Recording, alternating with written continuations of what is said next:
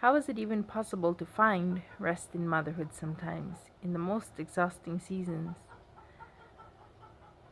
How can one thrive instead of just barely surviving? I admit I don't have all the answers, but I want to share with you some of the things I have learned because I'm going through a tough motherhood season too. Motherhood has sometimes been so overwhelming for me that I don't even know how to rest. My name is Melinda. I am a happy wife and mom of four. Thank you for joining me today as I share the things that I have learned with other busy young moms like myself. I'll admit that I'm going through a tough season of motherhood. The last days have been hard. I don't know what all it has to do with. I have a baby that's 6 months old and three other young children, 6 and under. I think my health is having a little bit of issues. I don't know, maybe low thyroid or something like that. But I've been exhausted and hardly been able to cope, and I've been reminded again about something that I knew longer ago that I need to practice some more about. And that is about the importance of prioritizing rest in motherhood. I used to figure I probably bought into the idea that, well, we mothers are supposed to be always giving and doing everything for everyone. And we are the life givers. We are to be selfless. We are to, our children need us. But rest is also important, really important, and I need to prioritize it. Even when my to-do list is still a mile long.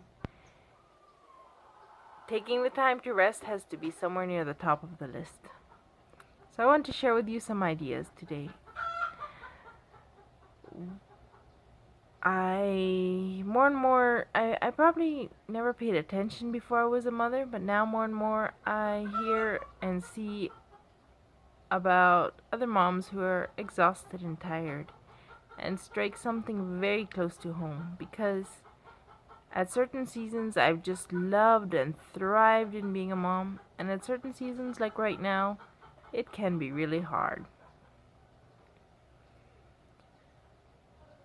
And as I've been trying to find my way again, not just me, alongside my husband, it's not that I'm doing this alone, alongside my family and so on, but I've been remembering that I need to prioritize rest. One of the first things I had to learn in motherhood was accepting that I will be tired. Before that, I don't know, I was very good at always having long nights and resting and feeling generally full of energy and with a desire to live and do and serve. Probably because I simply got the chance. And then motherhood came along and there just was no chance, it seemed. At times. It's not always been like that for me. I think always it being like that is something has to change. But I had to accept that there is a side to mothering. There are parts of mothering and seasons of mothering that are just plain tired, and there's no way getting around it. And just accepting it has helped me a lot too. But also, our creator, our maker, the God of heaven who doesn't need rest, he rested on the seventh day of creation. And I'm quite sure he did it just to teach us that we need rest. To make it an important thing, because he probably had more stuff he could have done, but he chose to rest. And so I'm not here to argue when or how much you should rest or anything, just that it's important to find time to rest so that you can serve your family in the way that God designed. We are not superwoman as much as we would like to be. As much as I've always been a go-getter and do it all and not that you didn't need to rest much, you didn't need to do nothing.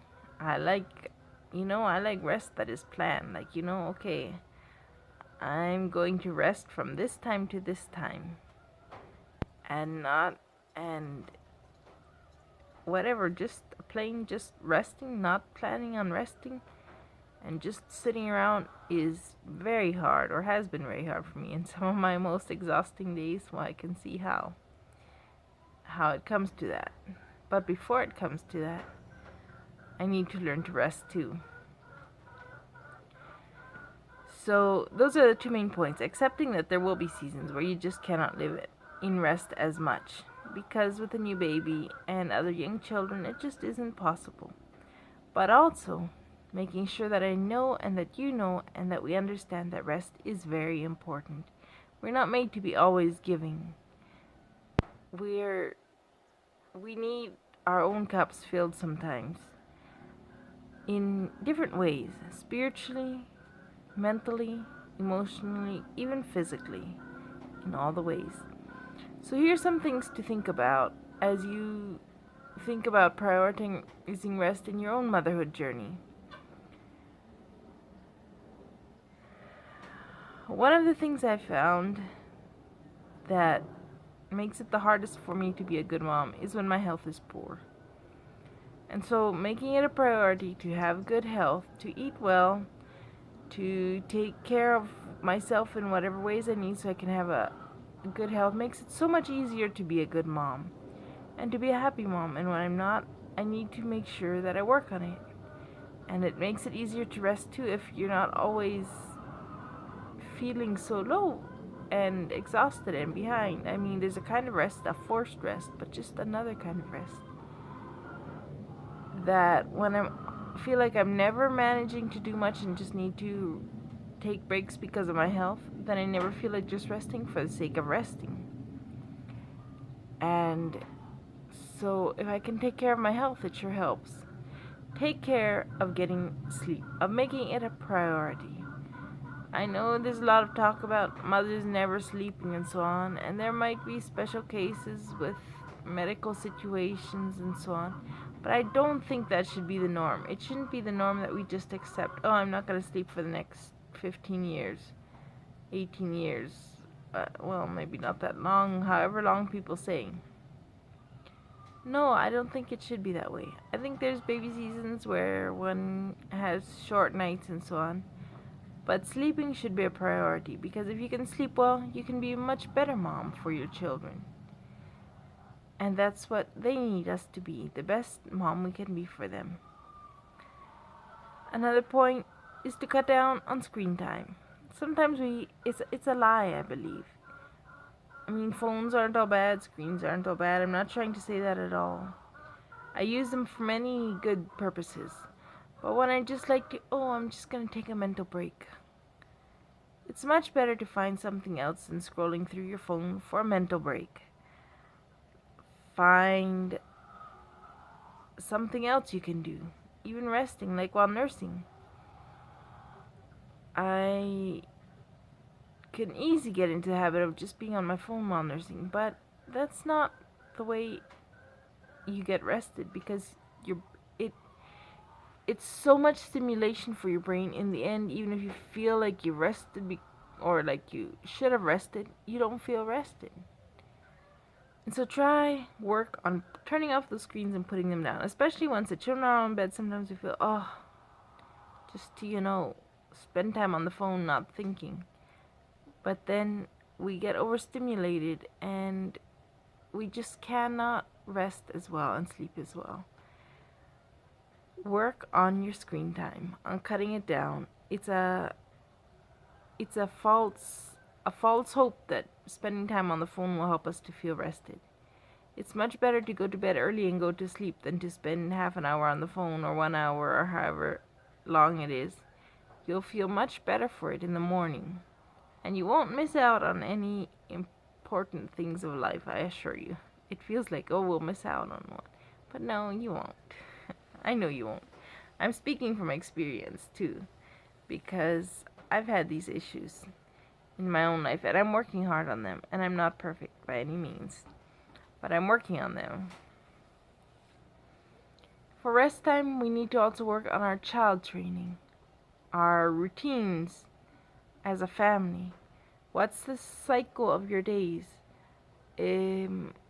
sometimes we feel like we're just running and running and exhausted and we can't think, but if you can take a little bit of time of to put in a good routine, it will help you to be more rested. If you take time to train your children, one thing I've been very strong on training my children about is quiet time in the afternoon. And when I've started to slack off, it's been much worse. But there's at least at our place, some moms manage 1 or 2 hours. I don't know how. My children aren't. Some aren't made for that, or I don't know. Uh, but I try to make it about half an hour every afternoon where each of them has their own quiet place because they need rest too from the overstimulation. Even if just the youngest 1 or 2 nap or sleep at nap time anymore, each one has to be by themselves, quiet, doing quiet activities, not on a screen or anything. And that rest is good for them too. It calms them down, it helps them to reset, and it sure helps me. I don't know how moms who don't nap do it. I don't at this stage I need my naps, and I've come to be okay with it. And if you need naps, it's totally okay. But I can do it so much better knowing that I've worked hard on training them all to have their own quiet times, to have their own nap times, and the rest of the day that it's a routine and a flow. And if I slack off, it doesn't just automatically always go. But if I work hard on creating this routine and this flow, it's so much easier. It's not that our days are perfect and not that every day is good, but a lot of the times things just go much smoother than they would if I didn't make any effort at all into that. And so I encourage you, take a bit of time to think of how you could implement good routines, how you could do a quiet time with your children. And if you've never done it, it could be hard training. For mine, it started from little on because my first two were really close, and I knew once my oldest one started getting out of nap time or out of sleeping at nap time, which mine quit sleeping at nap time for sure by the time they're 3. And if you sleep longer, all the better for you, but mine don't nap after 3, like don't sleep at nap time. And so they need to learn to quietly play by themselves. And it's a lot of work to train them, and yet it's so worth it because I love now that I can lie down with the baby, and sometimes, often with the almost 3-year-old, and the older two play quietly. I've told them till what time. They can see on the clock till what time, and then they can get up and play, and by that time I've at least had some rest already. And they also end up being more restful throughout the afternoon because they haven't been stimulated all day long without a break from just being together. Another thing about rest is something my mom would often say that I tend to agree on, though I need my sleep, but a change is better than a rest. Sometimes we're tired of all the housework all day long. And even going to nap in or going to lie down in my bed when it's still a mess in much of the house doesn't feel restful. But getting out sometimes and going on a walk or something with my children, the change gives me some rest. And so a change is better than a rest sometimes, not always. But that's one thing to keep in mind when you just need a break. Do something different. Go out. As hard as it is to leave everything, you'll come back and it won't be worse. It won't have gotten worse by itself. It'll be there. It won't have run away either, but all your to-do list. But you might be able to see it with fresh eyes. It has happened to me sometimes. It won't be so exhausting anymore because you got some fresh air in your lungs, and the change is better than the rest sometimes. Not always, but often it is. And most of all, when you're tired and you don't know how to get into a new routine or how to rest, rely on God for strength. In the days that you cannot rest, when you have sick little children or something, ask God for strength, but also ask Him for wisdom to know how to reset yourself and your home and your children to be able to get more rest. And I know I speak mostly for stay-at-home moms because that's my stage of life for now, and sometimes I feel it would be restful to be able to get away a while, and just not be constantly around the children. And yet, I know that that is also very exhausting. In whatever way, I'm not speaking just to stay at home moms, but in whatever situation you are, to find a way to rest. I don't know if I won't say how often or how much. You have to know for yourself, and you have to ask God for wisdom yourself for your particular situation. I've sometimes been so tired, I believe, from health issues, those times that it was so tiring and overwhelming. And I've asked God, please, to send someone. And I can think of a couple of times where someone came over, and just having them over, maybe they helped wash dishes, maybe not, but just having them over gave me a boost and an encouragement. Or having someone offer to take the girls on a walk. And like I have a good neighbor that she sometimes does that. And it's so refreshing for me. It's like God sends a little gift.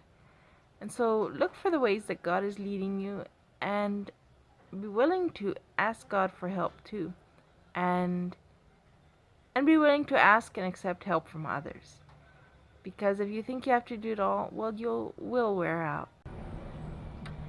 It's okay to ask for help, and it's okay to accept help. If someone offers to take care of your children a little while, if it's someone trustworthy, if someone else asks how they can help you, don't feel guilty about needing help and wanting help. It's okay. They, they're, they're God's gifts to you, and it will help you to be a better mom. And so you don't need to feel guilty. I know sometimes we do. I've had this, the guilt of needing help or wanting help or accepting help. And I'm learning that it's okay, because it makes me a better mom. Even if I chose this mom life, chose to have all these little ones, and chose the hard work that comes with it, we weren't meant to do it alone. And when God sends us help, and when someone offers to help, by all means accept it without guilt. So I hope you can find ways to prioritize rest in motherhood for yourself, for your family, and to be able to be the mom and the wife and the friend that you need to be, by God's grace and with His help too. Thank you for listening, and we'll see you next time.